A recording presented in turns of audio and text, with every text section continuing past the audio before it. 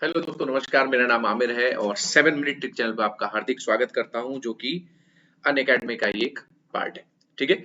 और दोस्तों, ये हमारा बायोलॉजी ट्रिक जो है वो बहुत ही इंपॉर्टेंट है। और अभी जो चल रहा है बेसिकली ये आपका एक एंडोक्राइन ग्लैंड्स चल रही है। और आप सभी लोगों को पता ही होगा कि एंडोक्राइन ग्लैंड्स एक डक्टलेस ग्लैंड होती है।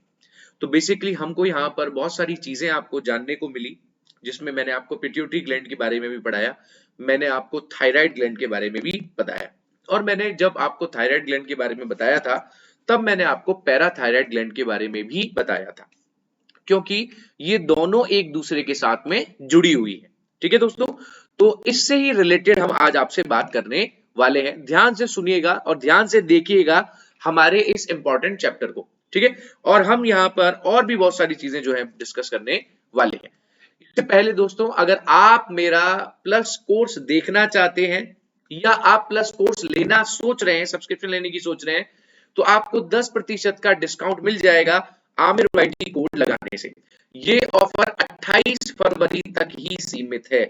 28 फरवरी के बाद में यानी 1 मार्च से अगर आप कोई भी सब्सक्रिप्शन प्राप्त करेंगे तो आपको मेरे कोड से केवल 5% का डिस्काउंट ही मिलेगा। तो दोस्तों, अगर आप सब्सक्रिप्शन लेकर पढ़ाई करने के बारे में सोच रहे हैं, जो कि अपने आप में बहुत ही बेहतरीन सवाल है और बहुत जरूरी है, क्योंकि अगर आप हमसे सब्सक्रिप्शन प्राप्ति करते हैं तो ना केवल आप मेरी वीडियोस देख सकते हैं, आप मुझसे पढ़ सकते हैं, इसके अलावा हमारे जितने भी कैटेगरीज के अंदर टॉप मोस्ट फैकल्टीज हैं, आप सभी से पढ़ सकते हैं, उनके नोट्स हासिल कर सकते हैं। इसके अलावा उनके टेस्ट सीरीज, उनके द्वारा लॉन्चिंग हर वो चीज जो वो पढ़ाते हैं, जो वो करते हैं, वो सारी चीजें आपको मिल सकती हैं। तो दोस्तों, जल्दी से जल्दी मेरे साथ में जुड़ जाइएगा। बात करते हैं थायराइड के बारे में। देखो, थायराइड ग्लैंड आपको सामने नजर आ रही है, एच आकार की है। और ये जो आपको छोटी छोटी 4 ग्लैंड नजर आ रही है, ये पैराथायराइड ग्लैंड कहलाती है। ठीक है। पैराथायराइड ग्लैंड जो होती है, ये मसूर के या मसूर की दाल के दाने के समान होती है।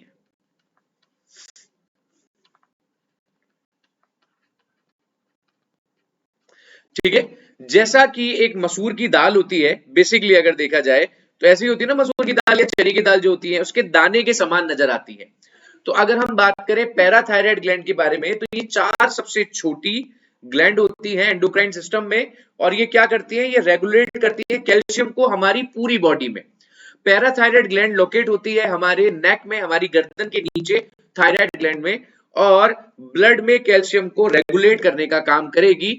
अब अगर हम बात करें इससे निकलने वाले हार्मोन के बारे में, तो ये पैराथायराइड हार्मोन यानी पीटीएच होगा। ये पीटीएच क्या काम कर रहा है? सबसे पहले रिलीज अ कैल्शियम, तो कैल्शियम रिलीज करके हड्डियों को मजबूत बनाने की कोशिश कर रहा है।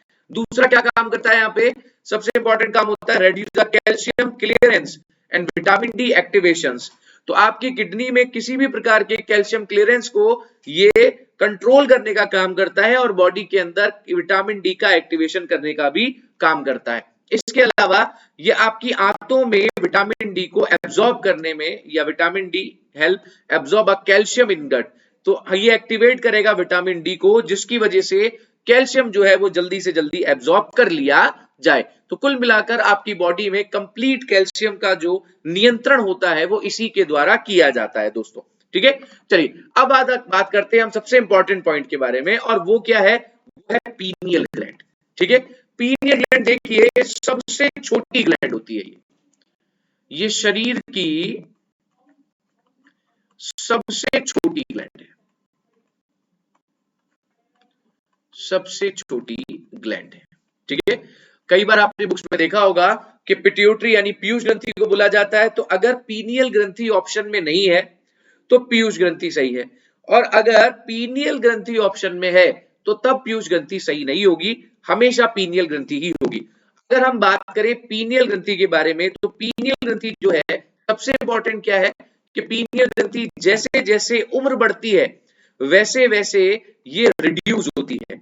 और जैसे जैसे रिड्यूस होती है, इसके आकार में कमी आती है, तो इसको हम एक नया नाम देते हैं और वो होता है मस्तिष्क का रेत।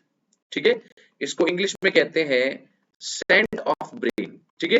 तो दिन ब दिन जो है ये अपने आकार में परिवर्तन करती रहती है, घटती रहती है। ठीक है, आप लोगों को पता चल ही गया होगा कि ब्रेन में पाई जाती है बिल्कुल हाइपोथैलेमस के पास में। ठीक है, ये थैलेमस वाला पार्ट है, ये हाइपोथैलेमस है थैलेमस वाले पार्ट में पाई जाती है।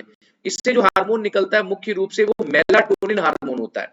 मेलाटिन हार्मोन आपके स्लीप हार्मोन कहलाता है, या ये आपकी बायोलॉजिकल क्लॉक को मेंटेन करने का काम करता है।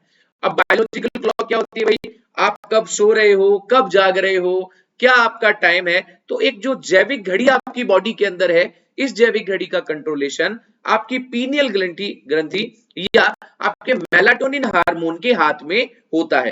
हालांकि अगर हम बात करें तो इससे बहुत सारी चीजें जुड़ी हुई है, जैसे बायोलॉजिकल क्लॉक में आपके भूख और प्यास का नियंत्रण, भूख का नियंत्रण भी है। इसका मतलब कहीं ना कहीं इसका संबंध किससे है? हाइपोथैलेमस से भी इसका संबंध है।